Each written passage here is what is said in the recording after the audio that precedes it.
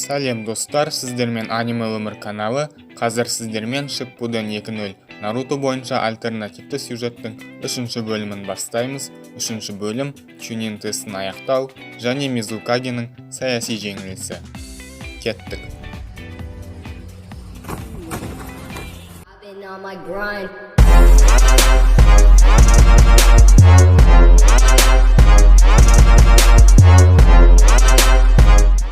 Өткен бөлімде Сасори құм ауылының ең мықты шинобиларынан ой сұрай жеңілді. Акацуки Гаараның ішінен Шокакуды суырып алды. Тірі қалған Гаара Нарутоға құпия сөздерді айтты. Наруто Чунин тестіне дайындықты бастап кетті және 9 құйрықтыны бақылауды үйренуді жалғастырды. Акацуки 2 құйрықты Биджуны ұстап алды. Наруто Чунин тестінің 1-ші бөлігінен сәтті өтті. Тесттің 2-ші бөлімінде оларды өте үлкен куб пішінді ғимараттың алдына алып келді. 2-ші тесттің шарты бойынша әр шинобиға 4 бұрыш пластина берілді. Пластинаның алдыңғы бөлігінде ақ фонда қара түспен 1 номер, артқы бөлігінде қара фонда ақ түспен 2-ші номер жазылды. Ақ фондағы номер адамның өзінікі болды және ол қара фондағы номері бар адамды табу керек болатын. Барлық гениндер бұл тестті өте оңай деп есептеді. Алайда ғимараттың есігін ашқанда бәрі аң-таң қалды. Себебі ол өте үлкен лабиринт еді. Мына ғимараттағы әр қабырғаның қалыңдығы 150 см және ол ниндзюцу әсер етпейтін ерекше бетоннан құйылған. Лабиринттің ішінен номер бойынша өз жұптарыңды тауып одан кейін шығатын есікті іздейсіңдер. Кіретін есік сияқты шығатын есікте тек біреу. Барлығына тек 90 минут уақыт береміз, деді бас инструктор. Сонан соң белгі беріліп, шинобилар үлкен ғимаратқа лап қойды. Нарутоға 7 деген номер, ал оның бейтаныс әріптесіне 21 деген номер түсіпті. Ақылды және қу гениндер өз қабілеттерін бірден жұптарын табу үшін қолдана кетті. Наруто да клон жасау арқылы әріптесін іздеуге кірісті. Алайда әріптестерді іздеуден бөлек шинобилардың арасында бақталастық орын алып, лабиринттің ішінде көптеген гениндер бір-бірімен төбелесті де бастап кетті. Нарутоның көптеген клондары сондай төбелестердің құрбаны болды. Наруто лабиринтті айнала өз әріптесін іздеуін тоқтатпады. Қайда екен? Мұнда жоқ. Мына жерде де. Мына жерде де. Жігіт, сенде 21-ші номер емес пе? Дос, сендеші? Бауырым, 21-ші номер сенде емес пе? Деп сұрауын тоқтатпады Наруто. Бір кезде оның қасына бойы ұзын, шымыр денелі, беті ақ дакемен оралған сұсты шиноби келіп, 7-ші номер сенде емес пе? Деп сұрады. Әлгі жігіттің түрінен тіпті Нарутоның өзі сескеніп қалды. Ол, менде. Ал сенікі 21 емес пе? Деп сұрады. 21 менде, деп жауап қатты әлгі жігіт. Датты байо, деп қуанып қалды Наруто. Екеуі енді шығатын есікті іздеуге кірісті. Шығатын есікті іздей отырып, олар лабиринттің ішінде 2 джоунин бар екенін және сол 2 джоунин әдейі жұптармен төбелес ұйымдастырып жатқанын естіді. Бұл әрекетті Тұман ауылы әдейі тестті қиындату үшін жасағанын барлығы да түсінген еді. Нарутолар есікті іздеп таппай жатты. Клондардың да көмегі шамалы болды. Ал оларда тек 15 минут қана уақыт қалған еді. Есімің кім? Деді Нарутоның қасындағы жігіт. Узумаки Наруто. Ал сеніңше? Сакаши Кенсей. Мұнда канохалық шинобиларды көріп таңғалып тұрмын. Сен өзі бұл Чунин тесті не үшін ұйымдастырылғанын білесің бе? Не үшін екен ал? Тұман ауылындағы шинобилер негізінен 4 кастадан тұрады. Бірақ жақында 3-ші және 4-ші касталар ресми түрде қосылып 3-ші кастаға айналды. Яғни 4-ші каста енді жоқ. Бірақ 3-ші және 4-ші кастадағы шинобилердің көбісі шиноби академиясында оқымаған. Олар тіпті тұман шинобилері ретінде тіркелмегенде. Кейбір шинобилер өзлерінің орындаған миссияларына сәйкес және басқа ауылдардағы Чунин тесттері арқылы ранктарын жоғарылатқан. Алайда мүлде рангсыз жүрген не генин дәрежесінде қалып қалған шинобилер өте көп. Сол үшін Тұман ауылы олардың бәріне бірдей генин деген ранг беріп, оларды кезектен тыс чунин тестінен өткізуде. Сонда басқа ауылдың шинобилері мұнда артық болып тұр ма? Соны енді түсіндің бе? Басқа ауылдың шинобилерін құлату үшін мұнда әдейі 2 джоунин жіберілген. Сол үшін сақ бол. Бірақ мұның барлығын маған не үшін айтып отырсың? Деді Наруто. Мен ең төмен кастадан шыққан шығармын, алайда менде намыс жоқ деп кім айтты? Деді Сакаши Кенсей. Дұрыс айтасың, бұл тесттен бірге өтейік. Біз міндетті түрде жеңіске жетеміз. Себебі Узумаки Наруто әрдайым өз дегеніне жетеді, деді Наруто. Кенсей Нарутоның сөздерімен ержүректігіне таң қалды. Олар Нарутоның жүздеген клондарының тірі қалған біреуі арқылы шығатын есікті тауып, ұзын коридордың соңындағы жарықты көріп, енді сыртқа шығайын деп жатқанда, тек Наруто мен Кенсейдің жолын 2 бейтаныс шиноби бөгеп қалды. Олар ешбір сөзсіз бірден Нарутоны шабуылдауға кірісті. Наруто бірден клон шақырды. Қарсыластардың біреуі қар арқылы оған шабуыл жасаса, екіншісі судан арқан жасап және призыв арқылы шақырылған жануармен шабуыл жасады. Нарутоның еншісінде тек 2 минуттай ғана уақыт қалған еді. Бірақ 2 джоунинді ол өзі жалғыз жеңе алмай жатты. Сол кезде көмекке Кенсей де келді. Ол Тентен сияқты қару мастері екен. Екеуі бірлесе джоуниндарға қарсы күресе жөнелді. Алайда қар көшкіні, ұзын су арқаны сияқты техникаларды олар жеңе алмай жатты. Ақыры Кенсей өте үлкен кунайлар легін ұшырып, джоуниндар солардан қорғанып жатқан кезде Наруто 2 қолында 2 расенганмен оларға соққы берді. Олар сол соққыны тойтарып жатқанда Кенсей мен Наруто шығатын есікке қарай жүгірді. Екеуі есіктен шыққан сәтте-ақ соғылған даблдың үні естілді. Бұл үн екінші кезеңнің аяқталғанын білдірді. Наруто және Кенсей ең соңғы сәтте тесттен өтіп үлгерді. Үшінші кезең келесі күні өтетін болды. Осы күнді Наруто мен Кенсей бірге өткізуіне тура келді. Олар осы аз уақыт ішінде жақсы араласып, біраз уақыт отырып сөйлесті. Тамақ ішу үстінде. Мына кеспе дәмді екен, бірақ Ичираку раменге жетпейді. Ал маған қуырылған балық жеген ұнайды. Я, ол да өте дәмді тағам. Наруто, сенің рухың өте биік екен. Я, мен ешқашан өз дегенімнен қайтпаймын. Менің арманым Хакаге атанып, ауыл адамдарына өзімді мойындату. Өзімді мойындату? Демек, сенің өміріңде көп қиыншылық болғаны ғой. Бұл жайт соншалықты байқалып тұр ма? Менде ата-ана, дос деген болмады. Менде ата-ана дегеннің не екенін білмедім, деді Кенсей. Бала кезден бастап тек дайындық пен миссиялар. Үй деген жоқ. 15-20 адам бір жерде түнейсің. Қарын жиі аш болатын. Тіпті А, С рангтарындағы миссиялардан түскен ақша тек арзан тамаққа жететін. Біз 3-4 кастаның шинобилері болған соң құнымыз да көк тиын еді. Бірақ 4-ші, оның артынан 5-ші Мизукаге де барлығын түзеуге тырысуда.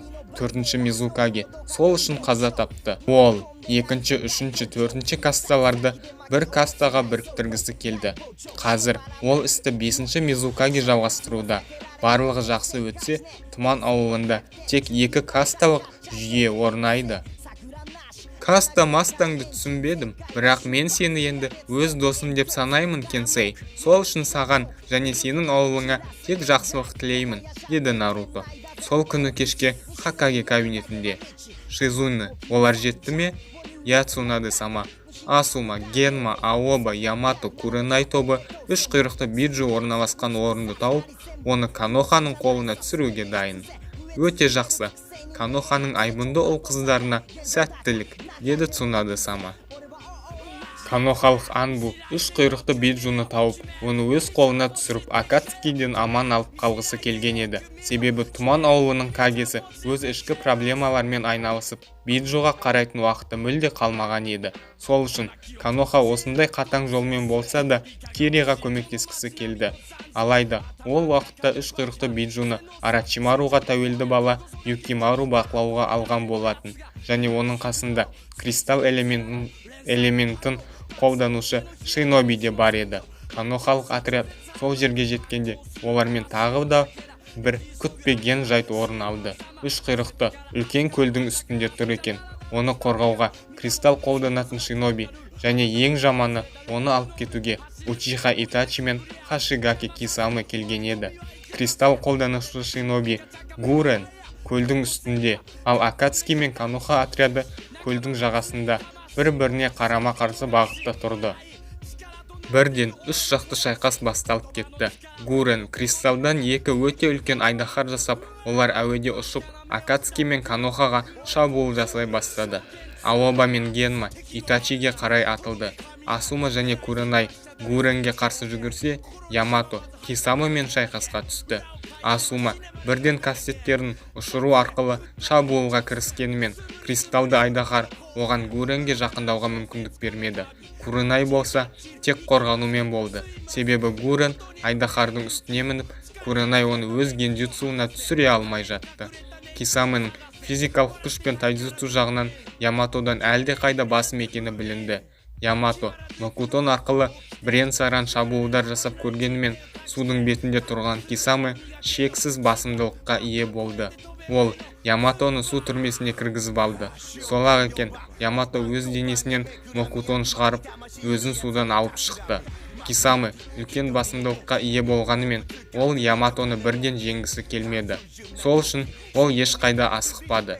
Итачи керісінше бірден Генманы генджутсуға түсіріп еді, бірақ оны Аоба құтқарып қалды. Аоба мен Итачи екеуі де қарға мен от стихиясын қолдана алатын. Аобаның қарғалары Итачиға сәл-пәл ғана зақым келтіре бастады.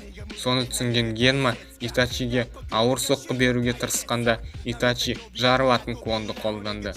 Аоба мен Генма өз мықты техникаларын бірінен соң бірін қолдана бастады. Аобаның жанатын қауырсын, улы қарғаның жарылуы, өз чакрасы мен қарсыластың денесін қимылдатпау техникалары арқылы Итачиның денесі күйіп, сол қолы қимылдамай қалды.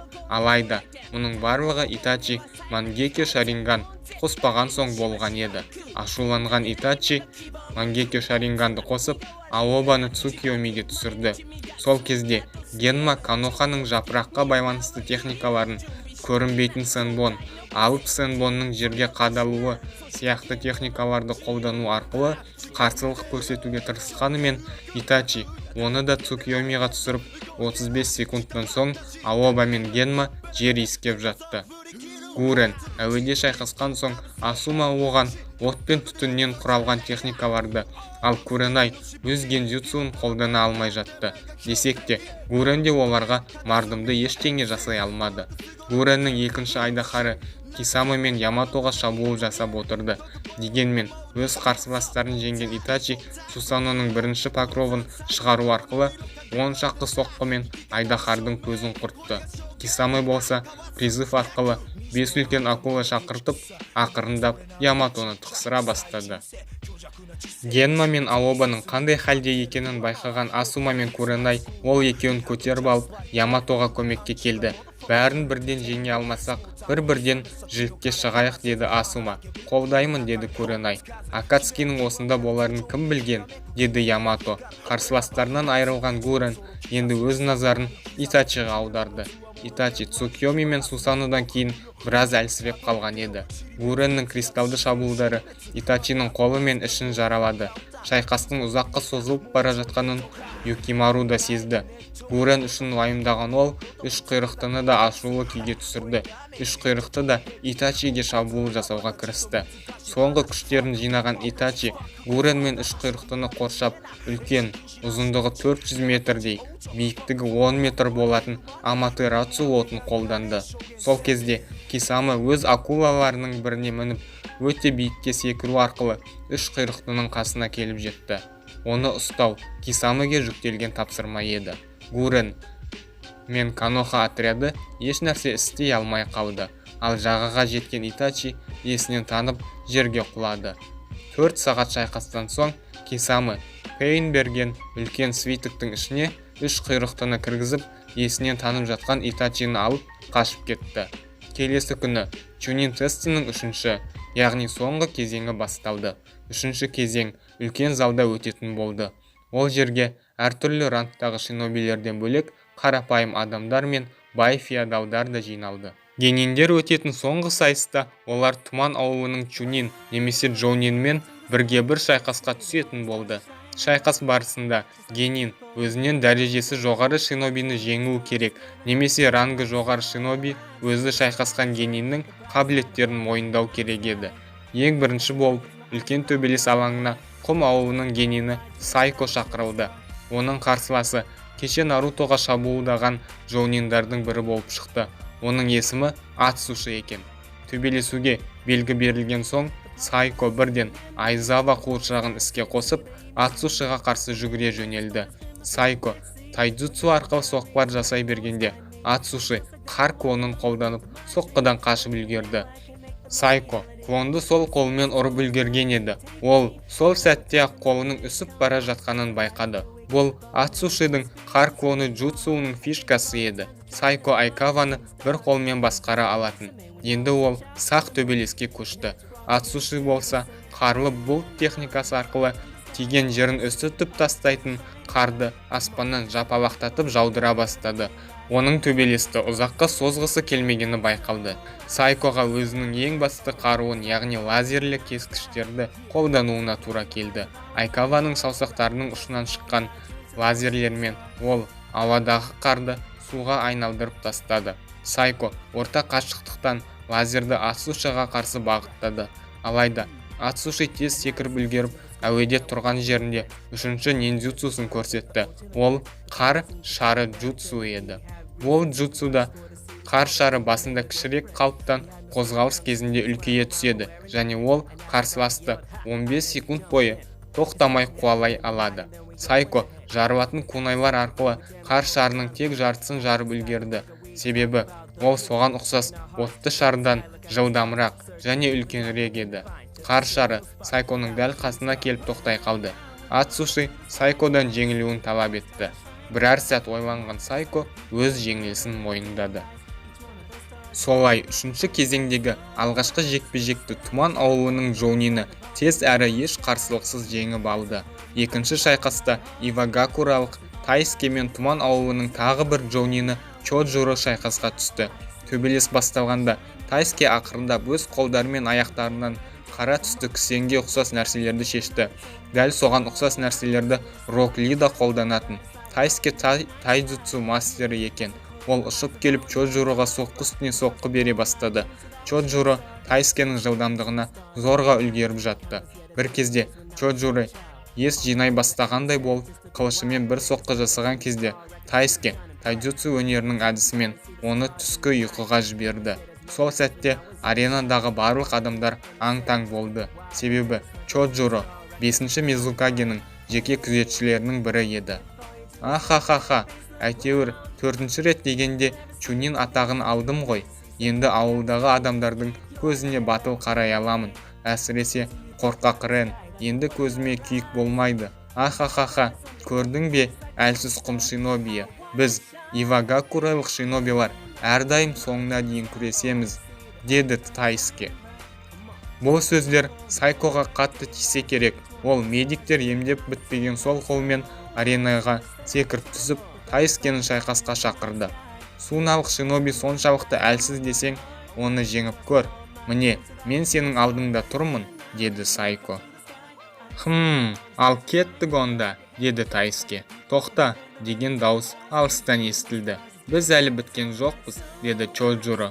Мен сені аяп едім, бірақ мұным қате екен. Ал жалғастырайық, деп ол өз қылышының бүкіл күшін іске қосты. Чоджуроның қылышы оның айналасында үлкен чакраға толы поле құрды. Сол поле оны Тайскенің барлық шабуылдарынан қорғады. Сол үшін Тайске Гайдың қақпаларына ұқсас күш шығару техникасын қолданды. Күш шығару 3 бөліктен тұратын. Тайске соның біріншісін ашты.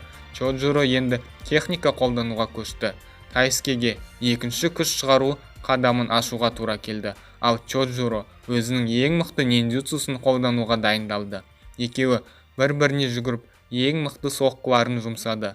Алаңда үлкен жарылыс орнап, шаң қаптап еш нәрсе көрінбей кетті. Ақыры Чоджуро Тайскенің қабілеттерін мойындап, Тайске Чунин атағын алды. Келесі болып алаңға Кагуя кланының тірі қалған қызы Кагуя Назоми шықты. Оның қарсыласы өзінің туған ағасы Тұман ауылының чунині Кагуя Накамацу шықты. Жарты сағатқа созылған төбелестен соң Накамацу Назоминың қабілеттерін мойындады. Одан соң аренаға Шөп ауылының генийі Кабаяши мен тұмандық Джоунин Нарита шықты. Шөп арқаны, шөп инелері, шөптен жасалған қабырға, шөп пышағы сияқты ниндзюцуларды қолданса да, Кабаяши Наританы жеңе алмады. Нарита Наруто мен Кенсейге шабуыл жасаған Джоуниндардың бірі еді. Оның мықты призывтары мен су техникалары Кобаяшиға жеңуге мүмкіндік бермеді. Кабаяши жеңіліске ұшырады. Екі шайқастан соң алаңға Наруто да шықты. Оның қарсыласы Тұман ауылының атақты Джоунины Хозуки Тоумэй еді. Тоумэй Нарутоны көргенде таң қалды, бірақ олар төбелесті бірден бастап кетті. Наруто 100-ден аса клон шығарып, Тоумэйге шабуыл жасады. Дәл сол кезде Тоумэй судан 100-ден аса клон шығарып, Наруто екеуі қырғын төбелесті бастап кетті. Аренадағы адамдар бұл төбелестен көз алмады. Ыңғайлы сәттің келгенін байқаған Наруто бір қолмен Расенган жасады. Наруто осы 2,5 жыл ішінде Расенганды клонсыз жасап үйренген еді. Енді ол Тоумэйді Расенганмен ұрмақшы болғанда, Тоумэй де Расенган арқылы оған соққы берді. Екі Расенганның әсерінен үлкен жарылыс пайда болды. Наруто не дерін білмеді. Наруто Расенганды тек сен қолдана алмайсың, деді Тоумэй. Құрылысшы Теруно менің жақын досым. Одан мен үлгілі шиноби Узумаки Наруто жайлы және кейіннен оның Расенган деген мықты техниканы қолданатыны жайлы естідім. Расенганның теориялық базасын түсінген соң мен оны өзім жасап үйрендім. Бірақ Узумаки Наруто деген гений екенін мен білмеппін. Сен енді менің алдыма келіп тұрған соң сені аямай сынаймын, деді Тоумэй. Көп сөзді қоялық. Мен ешкімнен аяушылық сұрамаймын. Сол үшін төбелесті жалғастырайық, деді Наруто. Наруто Тоумэйді оңайлықпен жеңбесін біліп, Одама Расенган жасап, сол арқылы соққы бермекші болды. Алайда Тоумэй дәл сондай пішінде Расенган жасап, екеуі тағы да үлкен жарылыс жасады. Мына шиноби менің техникаларымды біліп алған. Онда 9 құйрықтының күшін қолданбасам болмайды, деп Наруто бірден 4 құйрықты шығарды. Наруто осы бір айдың ішінде 4 құйрықты бақылап үйренген еді. Тоумэй соны байқаған соң Мега Расенган қолдану арқылы Нарутоға соққы беріп, оны Покровтан шығарып тастады. Қатты ашуланған Наруто 5, содан кейін 6 құйрықты шығарды.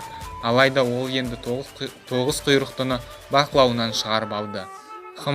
Мен енді өзімнің ең мықты техникамды қолданбасам болмайтын сияқты, деді Тоумэй. Содан кейін ол бір түрлі басқа адамдар түсінбейтін Расенган жасап, Нарутоны қайтадан Покровтан шығарып тастады. Бұл техника су Расенганы деп аталды, және оны тек Хозуки Тоумэй қолдана алатын еді. Осы соққыдан кейін Тоумэйдің чакрасы бітіп, ол әлсіреп қалды. Покровтан шыққан Наруто тағы 100-ден аса клон жасап, Тоумэйді қоршауға алды. Тоумэй соңғы клонды жоқ қылғанда, Нарутоның өзі атып шығып, оның бетіне жұдырығымен ауыр соққы тигізді. Тоумэй қолын жоғары көтеріп, жеңілісін мойындады. Наруто Узумаки Чунин атанды. Артынан 5-6 жекпе-жек өткен соң, алаңға Сакаши Кенсей шықты. Оның қарсыласы Исая Кеншин еді. Кеншин бірінші каста шиноби және сол кастаны басқарушы еді. Жалпы бірінші кастадан осы тестке мүше ретінде бір ғана шиноби жіберілген еді. Ол Тұман ауылының тарихындағы сеннин дәрежесіне жеткен жалғыз шиноби Исая Кеншин еді. Және Сакаши Кенсейге енді сол шинобимен шайқасуға тура келді. Жұрттың барлығы Кеншиннің техникасына және оның тұлғасына қызыққан енді. Кенсей өзі қару жасайтын қару мастері болатын. Оның 5 түрлі қаруы бар еді. Кеншин аз уақыт ішінде 5 қарудың 4-еуін сындырып тастайды. Алайда ол Кенсейдің күшін жоғары бағалап, оны Чунин ретінде таныды. Дәл сол кезде 5-ші Мизукагенің құлағына Тұман Анбу келіп, бір нәрсені сыбырлап кетті. Мизукагенің сол сөздерден кейін өңі бұзылып кетсе де, ол оны білдіртпеуге тырысты. Ол 3 құйрықтының Акацкиның қолына түскені жайлы мәлім етеді. Осылайша 5-ші Мизукаге 4-ші Мизукаге бастаған касталық бөлінуден бас тарту идеясын жүзеге асыруға сәл-ақ қалса да, ол 3 құйрықты Биджудан айырылып, ауылдың әскери күші төмендеп кетті. Ал осы кезектен тыс тестте 16 шиноби чунин атағын алып, соның ішінде 2 канохалық шиноби де бар еді. Достар, осымен 3-ші бөлімді аяқтаймыз, ал осы бөлімдегі шинобилерді мен келесі роликте сіздермен жақсылап таныстырамын. Видеоны соңына дейін көргендеріңіз үшін көп рахмет, сау болыңыздар.